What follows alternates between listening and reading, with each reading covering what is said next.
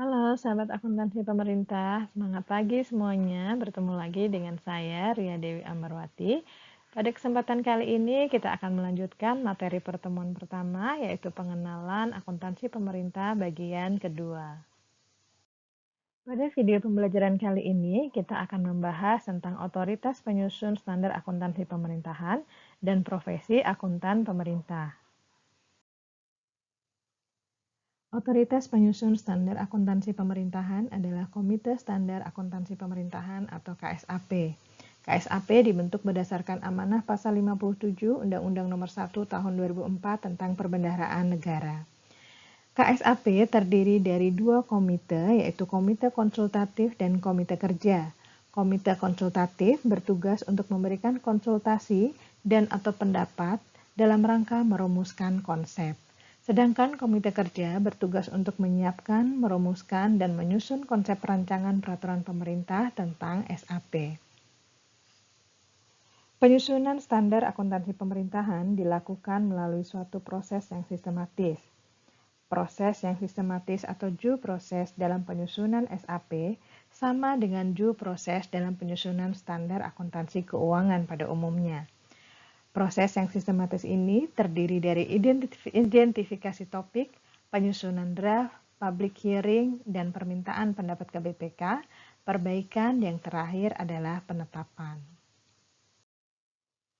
Penyusunan standar akuntansi pemerintahan atau SAP berbasis akrual.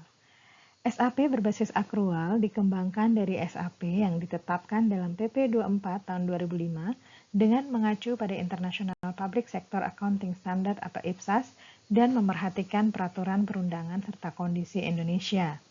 Langkah ini diambil dengan pertimbangan sebagai berikut. Yang pertama, SAP yang ditetapkan dengan PP 24 tahun 2005 sebagian besar telah mengacu pada praktik akuntansi berbasis akrual. Yang kedua, para pengguna yang sudah terbiasa dengan SAP berbasis kas menuju akrual dapat melihat kesinambungannya. Landasan hukum akuntansi pemerintah berbasis akrual disebutkan dalam pasal 1 Undang-Undang Nomor 17 Tahun 2003, di mana dalam pasal itu disebutkan bahwa pendapatan negara atau daerah adalah hak pemerintah pusat atau daerah yang diakui sebagai penambah nilai kekayaan bersih. Kemudian belanja negara atau daerah adalah kewajiban pemerintah pusat atau daerah yang diakui sebagai pengurang nilai kekayaan bersih. Dalam pasal 36 ayat 1 Undang-Undang Nomor 17 Tahun 2003 mengamanatkan bahwa ketentuan mengenai pengakuan dan pengukuran pendapatan dan belanja berbasis akrual dilaksanakan selambat-lambatnya dalam 5 tahun. Ketentuan mengenai pengakuan dan pengukuran pendapatan dan belanja berbasis akrual ini dilaksanakan selambat-lambatnya tahun anggaran 2008 sebagaimana amanat Undang-Undang Nomor 1 Tahun 2004. Berikut adalah pengaturan PP 71 tahun 2010 tentang standar akuntansi pemerintahan. PP 71 2010 terdiri dari dua lampiran, di mana lampiran kedua adalah standar akuntansi pemerintahan dengan basis CTA atau Cash Toward Accrual berdasarkan PP 24 tahun 2005. Kemudian lampiran pertama adalah lampiran standar akuntansi pemerintahan dengan basis akrual. Lampiran pertama ini berlaku sejak tanggal ditetapkan dan dapat segera diterapkan. Lampiran 1 ini berisi kerangka konseptual akuntansi pemerintah dan 12 PSAP atau pernyataan standar akuntansi pemerintahan. SAP berbasis akrual berlaku paling lambat tahun anggaran 2015. Sedangkan SAP berbasis kas menuju akrual berlaku selama masa transisi bagi entitas yang belum siap untuk menerapkan SAP berbasis akrual. SAP berbasis kas menuju akrual ini berisi kerangka konseptual akuntansi pemerintah dan 11 PSAP. SAP ini tidak berlaku mulai tahun anggaran 2015. Berikut adalah struktur standar akuntansi pemerintahan berbasis akrual. Interpretasi pernyataan standar akuntansi pemerintahan atau IPSAP. IPSAP merupakan klarifikasi, penjelasan, dan uraian lebih lanjut atas PSAP. IPSAP bertujuan untuk menjelaskan lebih lanjut topik tertentu guna menghindari salah tafsir dalam penggunaan pernyataan standar akuntansi pemerintahan. Sampai dengan saat ini, KSAP telah menerbitkan 4 interpretasi standar akuntansi pemerintahan sebagai berikut. Produk lainnya yang dihasilkan oleh KSAP yaitu Buletin Teknis Standar Akuntansi Pemerintahan. Buletin Teknis Standar Akuntansi Pemerintahan ini merupakan informasi yang berisi penjelasan teknis akuntansi sebagai pedoman bagi pengguna. Buletin Teknis SAP dimaksudkan untuk mengatasi masalah teknis akuntansi dengan menjelaskan secara teknis penerapan PSAP atau penerapan IPSAP itu sendiri. Berikut ini adalah beberapa buletin teknis standar akuntansi pemerintahan yang dihasilkan oleh Komite Standar Akuntansi Pemerintahan. Kerangka konseptual. Kerangka konseptual adalah konsep dasar penyusunan dan pengembangan standar akuntansi pemerintahan.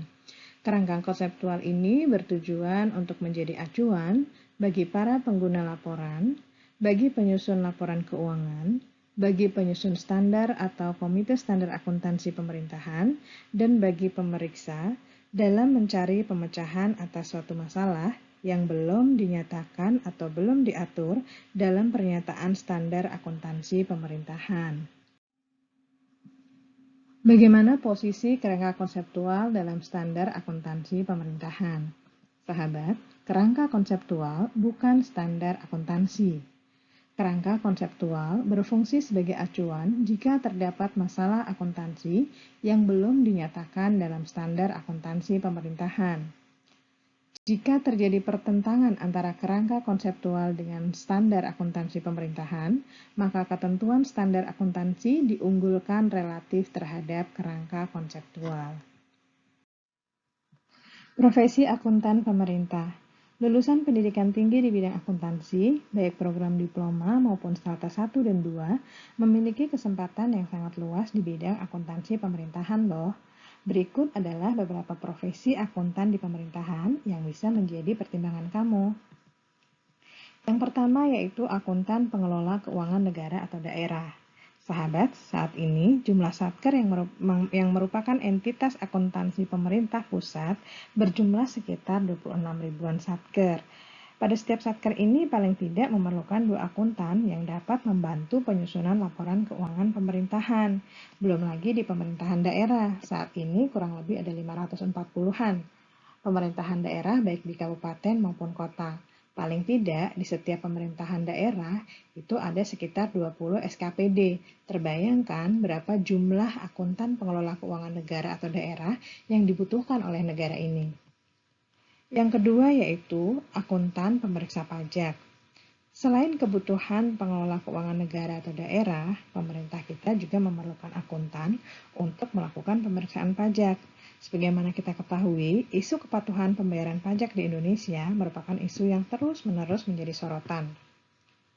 Termasuk dalam daftar kebutuhan Direktorat Jenderal Pajak saat ini adalah tenaga fungsional pemeriksa pajak yang saat ini penugasannya masih dirasa overload. Kondisi yang sama juga berlaku di pemerintah daerah. Taxing power yang semakin besar di daerah membuat pemerintah daerah harus menyiapkan aparatur pemeriksa pajak yang handal. Peluang bagus nih. Yang ketiga yaitu auditor internal dan eksternal. Kebutuhan lain yang mendesak untuk dipenuhi adalah kebutuhan auditor di lembaga pengawas internal pemerintah, contohnya Inspektorat Jenderal atau Inspektorat Daerah. Kemudian auditor eksternal, baik yang ada di Badan Pemeriksa Keuangan maupun auditor di Komisi Pemberantasan Korupsi.